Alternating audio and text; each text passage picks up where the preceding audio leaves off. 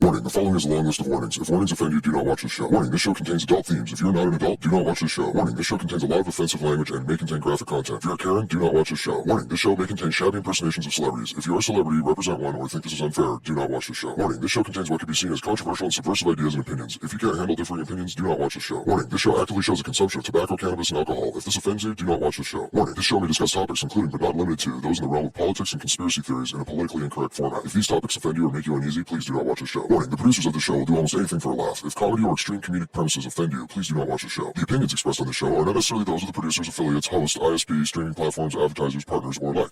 Coming to you from an undisclosed location inside the beautiful land of the Blackfoot Confederacy and Treaty 7 territory, Big Nate Productions presents Getting Late with Nate.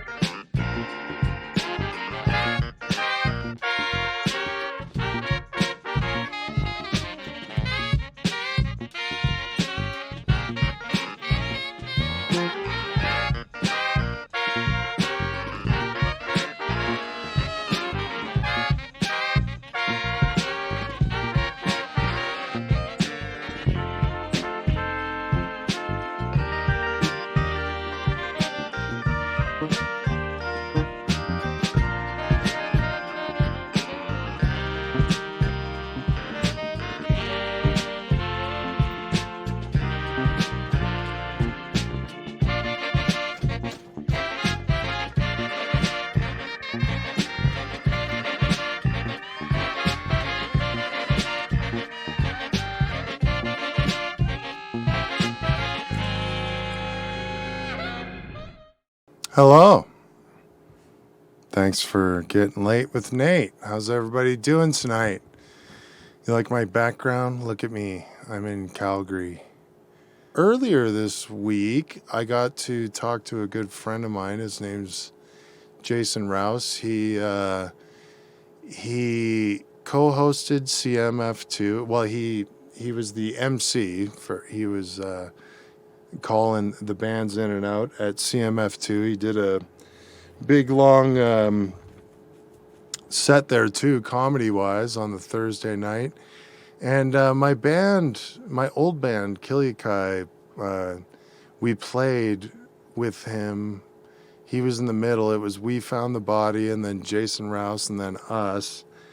And that night was crazy, needless to say. If any of you were out there, somebody threw a bottle at us while we were setting up, and it didn't go very well because, anyways, long story short, this drunk guy came up to the stage and admitted that he threw the bottle because he thought it would be funny after he saw Jason Rouse. So he basically got beat up for the whole next song after that and thrown out of the club. But that was the first time I met Jason Rouse anyways. So I was able to sit, and he is a very, what they call blue comic, like very, like he's had specials on, with Andrew Dice Clay featured him in the blue comedy special. And anyways, we talk about what he's got coming up and stuff. So enjoy this, this interview with Jason Rouse. All right, welcome back, everybody. I am here with Jason Rouse. How's it going, man? I'm good, buddy. How are you? Hanging out in Hamilton at the moment? That's where I got this cough from. You get it. Hamilton will give you the asbestos wheeze, as I like to call it. Sure. Yeah, I'm here in the Hammer for the next till the end of September, and then I'll start my West Coast leg of my tour. Cool. So I'll be touring across country September, all of Ontario in September. I think like 6 different cities, and then I'll do 6 or 5 different cities on the West Coast: Vancouver, Calgary, Edmonton, Vancouver. I think the Kelowna Comedy Festival, October 8, 9, 10. Nice. And Vegas and New Year's. And then a big European tour, rock festival tour, all of June 2021. I came back to Hamilton a month earlier than I intended.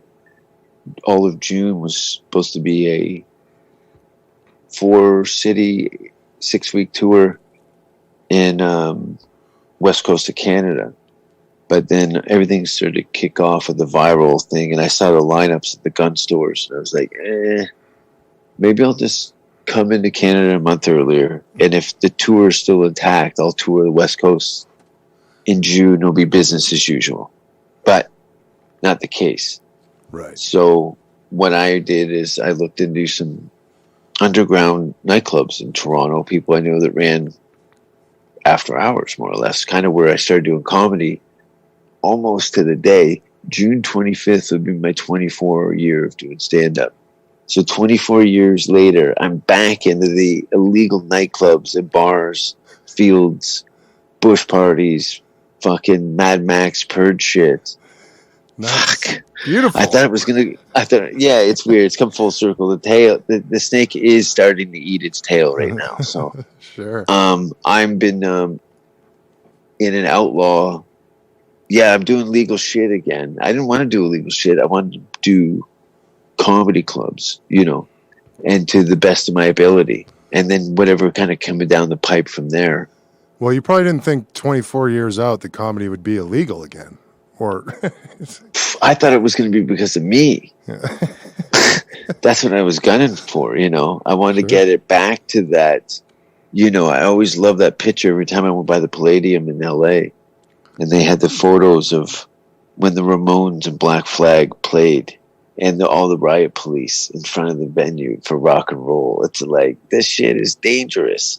And I didn't know a global flatline was going to outstage me in the world of fucking big dick competition. So that's a funny way to put it. I look at it when I was packing to leave LA. I was like, because it's been my home for 12 years, I think. Yeah, at least 12 years, maybe 11 years now. Lived in New York when I first moved there from England, and it's home. So to have that part of my life that's kind of been flipped over on itself is a weird thing. I really looked at the Comedy Store, and you experienced it. It was like, this place is like the pyramids. It's here forever. This is our church. Sure. This is like, it's perfect. Mecca. It's perfect. There's this and this and this and this, and there's so many tiers to it, and so much going on, and it's breathing, and it's under an inch of dust.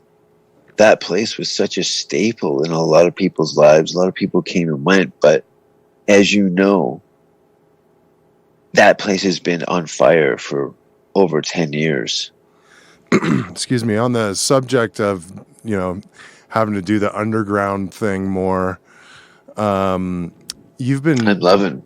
You've been doing a bunch of stuff in the Hamilton area, kind of renegade style. Can you explain that to everybody? Yeah, well, what happened originally was I had come back here from Los Angeles with a good 60 days of kind of retooling my shed there, and looking at what the options were and what's the best way to exercise them, and control of my own environment, which means going in and renting out, or working out a deal with a local venue that would be sufficient for a live comedy show, and just have a small group of friends to at least stimulate it, And then this young kid, I'd reached out to him to perform on it, and he expressed interest in doing something in a park. And I said, listen, if you can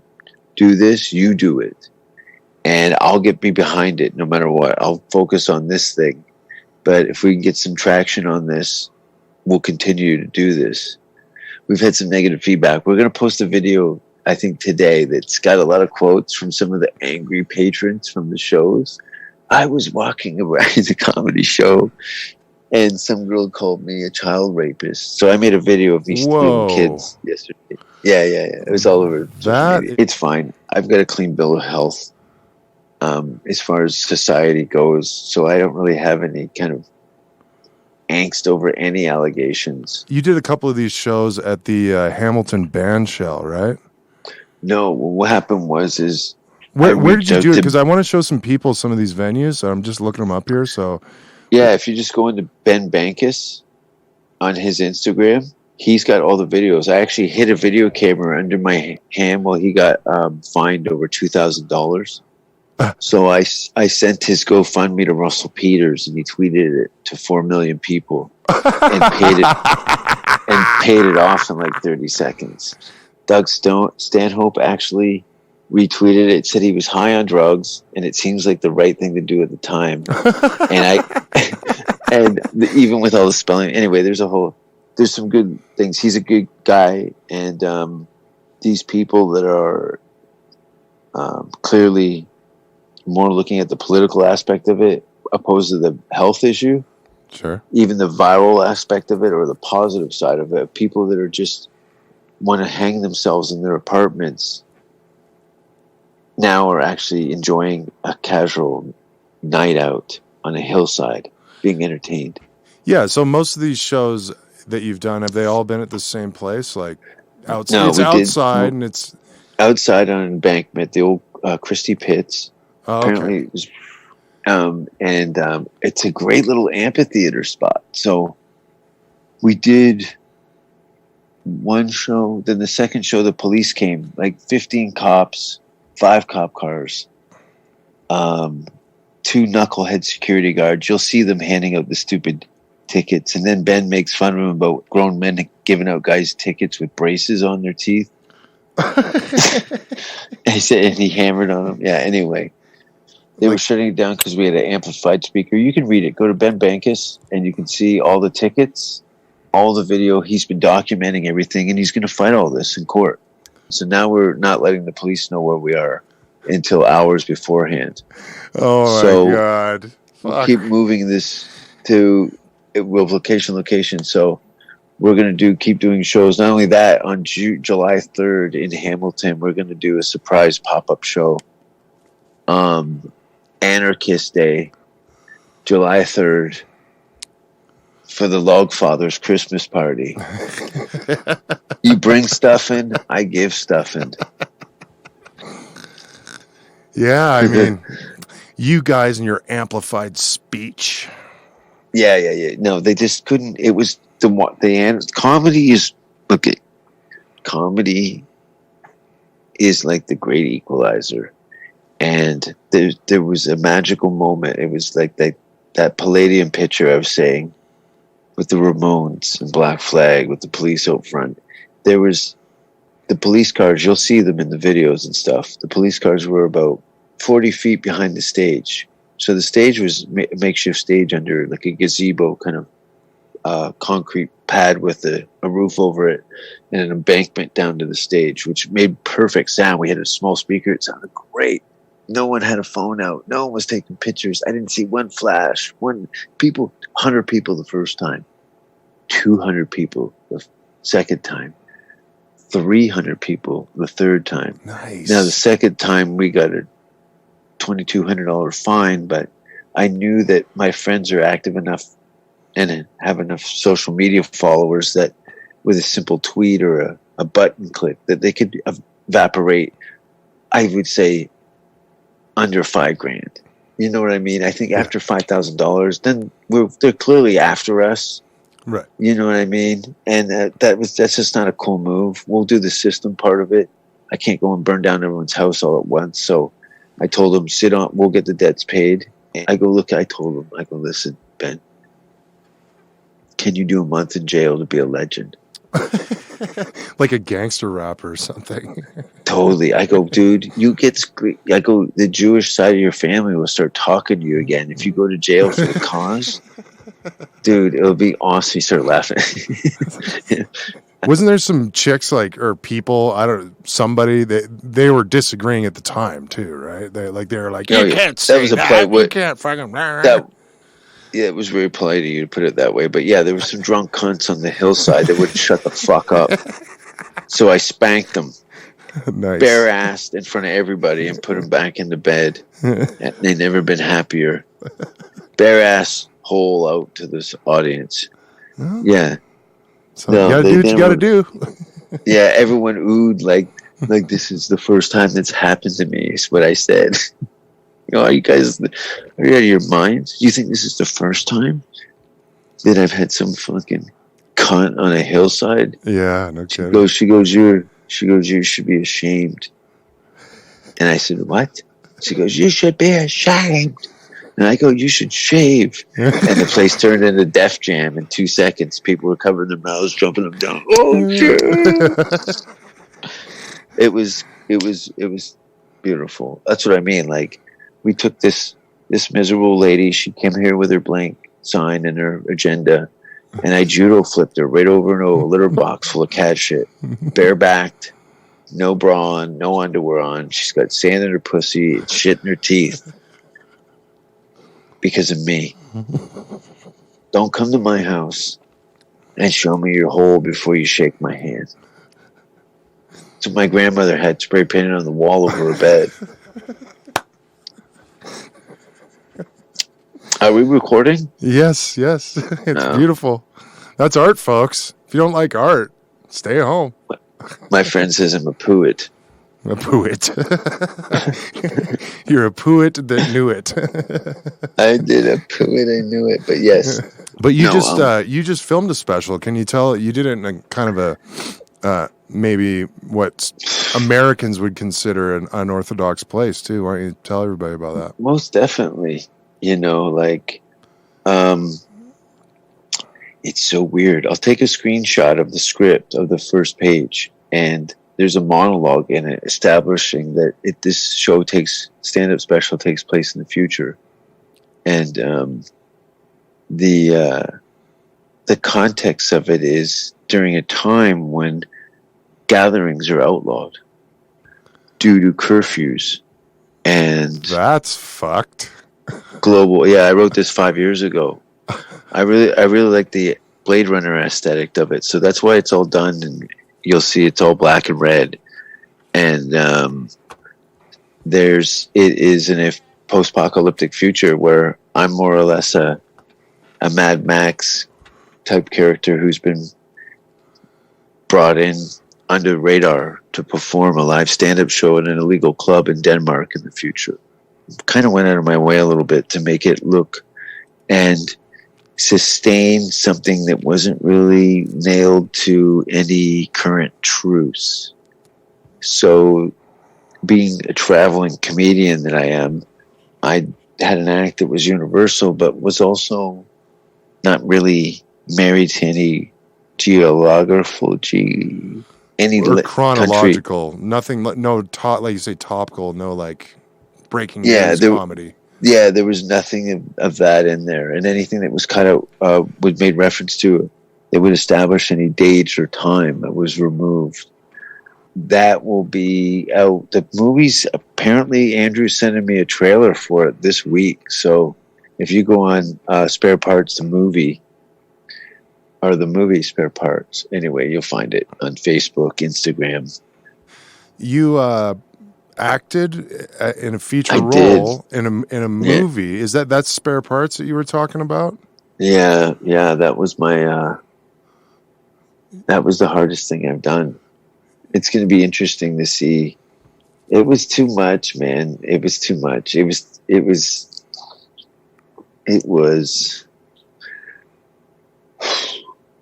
I can see how people lose themselves in roles.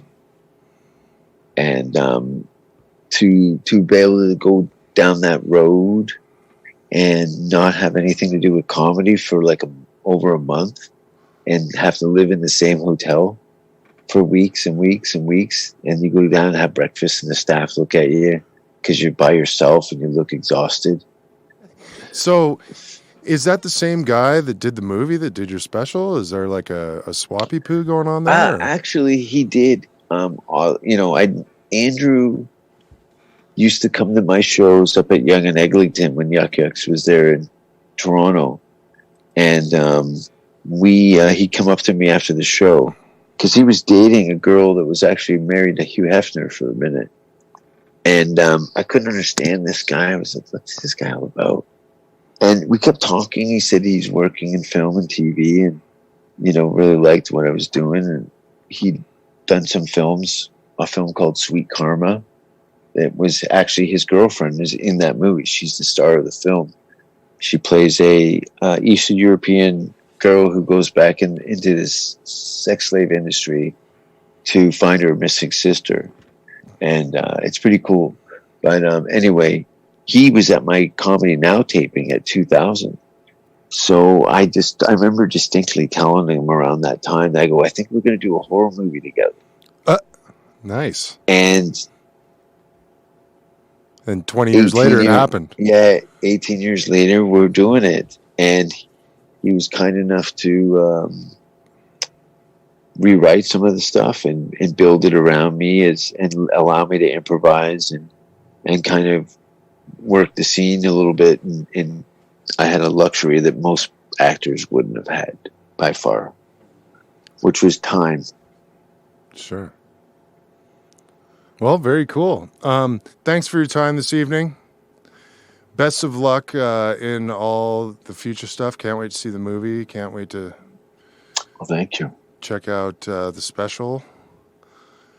And, stay safe out there and stuff. Go to jasonrouse.com. Anything else you want to plug? Safe Word Podcast? Safe Word Podcast, Instagram, JasonRouse666, all media on jasonrouse.com, though. But yeah, new stuff coming out this week, and a special by Halloween, and some touring in September, October, Europe, June of 2021, and we'll see what the rest of the world's got in store for me in the new and exciting world of the apocalypse, because there's no time, there's no calendars, there's nothing. We'll see. Hopefully the post. They're cleaning house. They're cleaning house at the top. Yeah, it's almost done, and I'll move into my new bedroom shortly. All right, man. Thanks for your time. Talk to you soon. Thank you. Rouse is a good time, eh? Thanks a lot, everybody. Here's a commercial from my buddy Jabo. Check out his crazy art.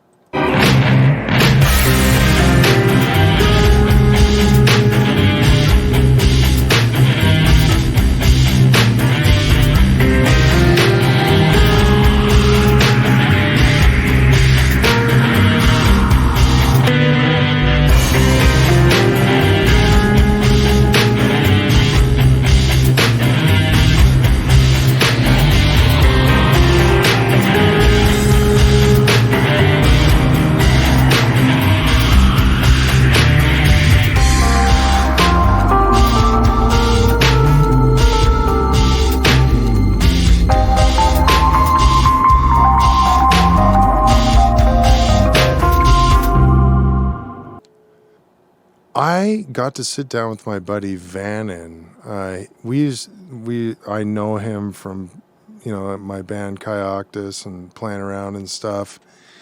He was in a band called Naraka. Rad dude. And his band broke up 4 years ago, but he's gotten into snakes. So I thought, and he seems to be super into it. So I asked him if he'd be the first animal expert on Getting Late with Nate. So here you go. All right. Hi, everybody. I'm here with my friend, Vannon. How you doing today, man? Awesome, dude. Thanks for coming on the show. You're our first ever animal expert.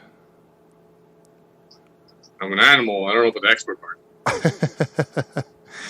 So you go under the moniker all over the internet of the Canadian Ophidiophile. Yeah. Can you explain to everybody what you actually got that out? Yeah. It would flow even. It flew out of your mouth? I've been practicing. Yeah. Can you explain to everybody what that is? Ophidiophile, phile obviously means lover of. Ophidio means serpent in Greek. Sure, it's Greek. So, yeah. Cool. What got you into the snake game? To the snake hobby side of it and all this. Oh, it's just a love of it. Grew up with a passion because it was always sort of the forbidden fruit growing up in Singapore. my dad would tell me all these stories about him going up in a village with, these cobras coming into his house and stuff, and pythons coming in there. Because back then, little tiny island in Singapore, tropics, it was just part of life, right? And when I was growing up, developed Singapore was illegal to own snakes, so I couldn't have that. And also, I had to get past my mom, which was the first barricade usually with anything I brought back home that was crawling or moving.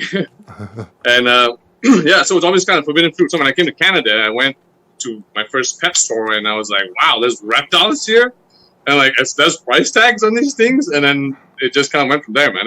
Now I can like keep and observe them. It's just more of a kind of a little boy science project thing, kind of got crazy and became the lifestyle.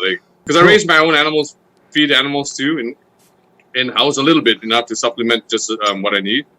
I do feed most of my animals frozen, the bulk of it frozen. So, but having that live option when it comes to babies, I don't know if I can talk about this because this is where it gets to really very squeamish with the general public. But it's just a fact of life. Sometimes some animals need to be fed what they want to be fed, and they need something moving. So yeah, it turns out animals eat animals, eh? Yeah, right. And sometimes it's baby ones. Yeah. Well, baby things need to eat baby things. So I mean, I don't know. Sure. Well, I mean, snakes are Yeah. here to kill all the fucking rats, right? I mean, in essence, like to keep them in check. Yeah, that right? whole ongoing relationship between the two of them. Yeah, cool. In fact, it's crazy because knowing so many different snake species and seeing how some evolve from other species, you can see how just the presence of rats have actually pushed snake species to evolve to become better, stronger, or more venomous and stuff like that too. Like, so well, that's tremendously interesting. I told a friend of mine that I was going to interview you, and he was like, "Oh man, these guys know about genetics. Holy shit!" So they know about what? I missed that. Genetics, like yeah. How far, where these snakes came from. Yeah, to a certain degree. I have a friend that I really ask the deeper questions, but for the general part, you have to. I mean, you kind of notice it. When you deal, like I said, almost. You might as well comment almost on a farming level, because I do produce enough to wholesale to stores and stuff too, in Alberta and BC and some in Ontario too. So the volume needs to be there. So hence, it's sort of a farming operation. But when you have this many animals, you can see the differences. And it's hard not to notice it. It's kind of like people watching. After a while, you watch people, you kind of start seeing, oh, this trend over here, this little trend over there. Kind of, so you just notice life in front of you, right? And then you pick things out. So genetics is very, very closely linked to that, right? Yeah, for sure. I mean, it is all of it, really, as part of as the steps to evolution. So, what are we going to see here? I will pull out Zool. I'm really glad we can do this from quarantine. Yeah, man.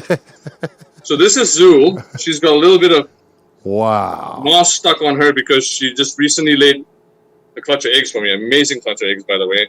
And she's been eating and getting her weight back on again. And she's kind of opaque. She's got a little bit of a bluish, grayish tinge. She's not jet black like she usually is. Because she's going into a shed. But she is one of my favorite snakes. She is a black milk snake. They're found on the slopes of the Andes, a higher elevation and stuff like that, which is why they believe that they evolved to get this dark melanin to absorb the radiation of the sun. So, and I love her. Oh, she didn't like that though. Sorry, honey. But yeah, that's his Zool. Very cool. She's pretty long. She's got a little bit more weight gain to get back because she laid a big clutch of eggs. She had 11 good eggs and stuff, and she's 6 feet long. Wow. Yeah. And is that a... Okay, I mean, obviously I'm not going to get it all in there. I don't know what I'm doing, but... Is that a python, or...? A milk snake. It's not a python. So, I'll try to do a quick, brief explanation without getting too technical. Sure. I'll try. But pythons are kind of more the less evolved snakes. And then there's another clade or a family of snakes, basically, that are another hodgepodge of evolution where, and then you have the more evolved snakes, like rattlesnakes and vipers that have weird, the fangs that can move. And sure. So that just the way of how the chronologically speaking the evolution kind of went. So So pythons are usually more thicker, muscle-based animals. They're just heavily constriction-based, right? She's also a constrictor, but she doesn't need to be as thick because she can also move pretty fast if she wants to. Now she's got me. And so basically, I keep her with no heat.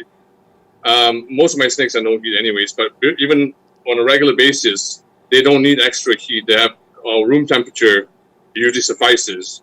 For the most part, I like to give them an option because in the wild, they do get a chance to go get some dappled sunlight in the forest and stuff like that too, right? And they will bask and stuff. So even though the air temperature is cool, so I like to give that option, but once in a while, but they don't really need to. So Ignorant question: is the snake venomous? no. Okay. Number one, because we're not allowed venomous snakes in Alberta. Oh. And two, I wouldn't be that stupid to do this with a venomous snake. I don't know. But, You could just really know what the fuck you're doing. I don't know. Yeah. No, yeah. I mean, there is a section of people in the hobby that free-handle venomous snakes. I don't know how I feel about that. Anyways, I'll put her back and I'll grab something else here. Cool, yeah. Bye, Zool. This is my girl Hecate. Whoa. She is a Louisiana pine snake.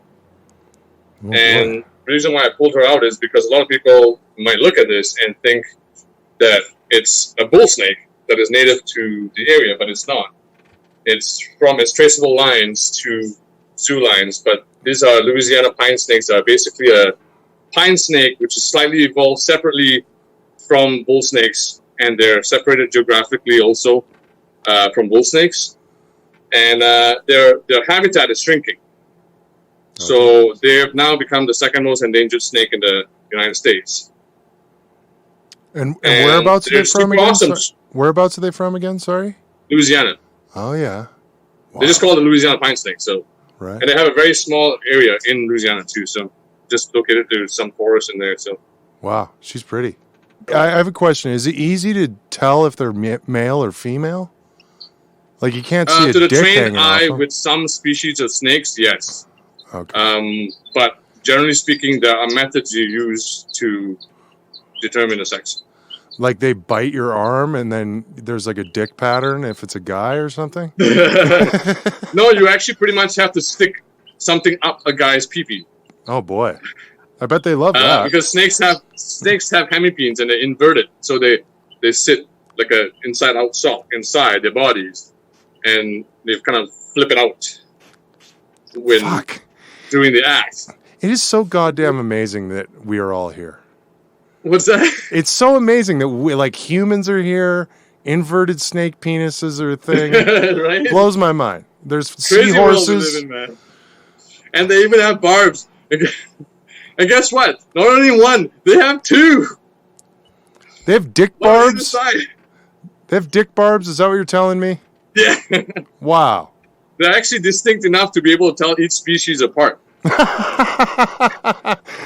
are we going to Yeah, see? so yeah, you basically probe and see that males will have that pocket then, right? It'll be a deeper pocket and females won't. So, Gotcha. Okay. Very cool. What else you got? okay. Let me pick up something colorful this time. This guy is fast, but he's very pretty. Whoa, coral snake. No. Yeah. Yeah, I got one. All no, right. but it's not. But I know where you're going with it because it looks like it, but it's a coral snake mimic, right? Because it's the typical saying as goes, right? Red on yellow, kill a fellow. Red on black, venom lack. Ah. So the red is on the black on these guys. But Mm. that rhyme only works north of Mexico. Oh. Because once you cross Mexico, Central America, there are coral snakes that have red on black that will kill you. so it doesn't always work. But yeah, it's a mimic. So this is a molt snake. Very much like that black one I showed you earlier, Zool. Sure. Zool, when she was born, she had this pattern. And the cool thing about black molt snakes is they get that black when they grow up. But these guys don't. These guys stay like that.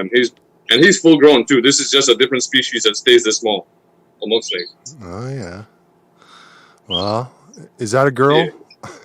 This guy's a boy. That's his name a is boy. Max. And his girlfriend's name is Ruby. Huh. I did not name them.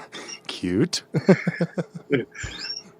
You can tell I need to pull inspiration from pretty much anywhere.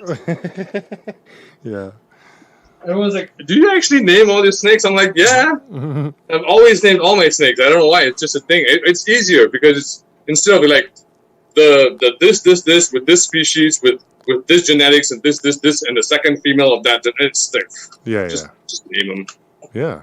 But here's another one. So this guy. Whoa. Is a more commonly encountered snake in the pet stores. Maybe not exactly his color always. He's a corn snake. That's a species. And his color type is called the blood red look or blood red morph. There was a gene that back then when it started, the guy saw the genetic that basically washes out the pattern and increases red, and he line bred it to increase more and more red to the point that they get this dark burgundy kind of color. That's wild, man. So, I don't know, it's just something that's kind of neat. And also, the other thing about my corn snakes, people typically have heard about corn snakes you find in pet stores because they're very great. They're a great beginner pet. They're usually very, very calm, very tame, good with kids. But you can see this guy is pretty active. He's head-butted me even at some times when he was growing up too, because the line that I have, they just don't seem to settle down. Yeah, which is weird because I've seen every single baby also act the same way. Which again, like I told you about watching genetics and having this much life, makes you wonder whether temperament is also genetic in some ways. Absolutely. Right? There's so many levels to it. There's more. The more you dig deeper, so much to learn. Cool. So. Do one more? Yeah, sure. Let's do one more. I'll take out my trash baby. Napoleon. This guy's cool. Holy shit. This is my northern pine snake. He's just back from his breeding mode. You can see he's a little bit on the skinny side because males typically in the spring, they will go off a feed. They're just so horny, just one track minded. Yeah. For the babes. Yeah. And then now he's just back on the feed again. But the reason why I pulled him out too, because compared to the other siblings around his side, I kept a few from his age, his clutch. And he was this little baby because the smaller baby, because when he was born, I thought he was dead because everyone else hatched out, and he was the double-sized egg in that clutch, which is a huge egg in there, and nothing happened. So I kind of cut it open just to see what's in there, and looked like it was a baby that wasn't fully formed, just not moving. So I was just going to dump it onto the garbage can, and then I thought I saw movement. Lo and behold, he was alive. Wow. Almost barely, and then I just kind of put him back in the egg, sort of.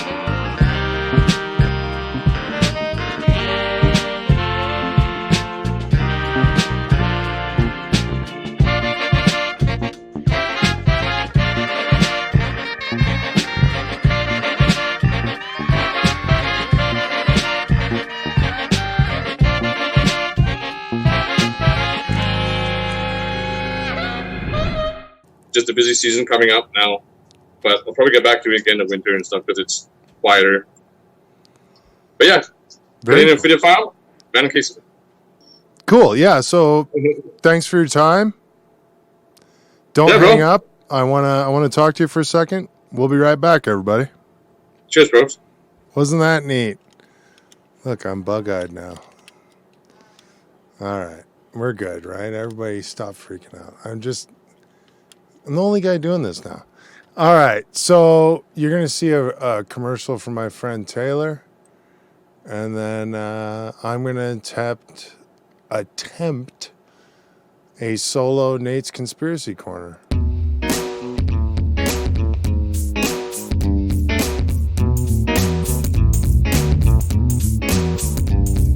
and thank you for trying to bring back that spirit. It's going to take lots of people pulling together to do it.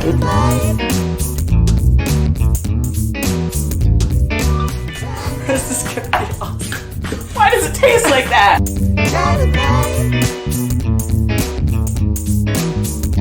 We've never seen anything like that. You mean a drag king?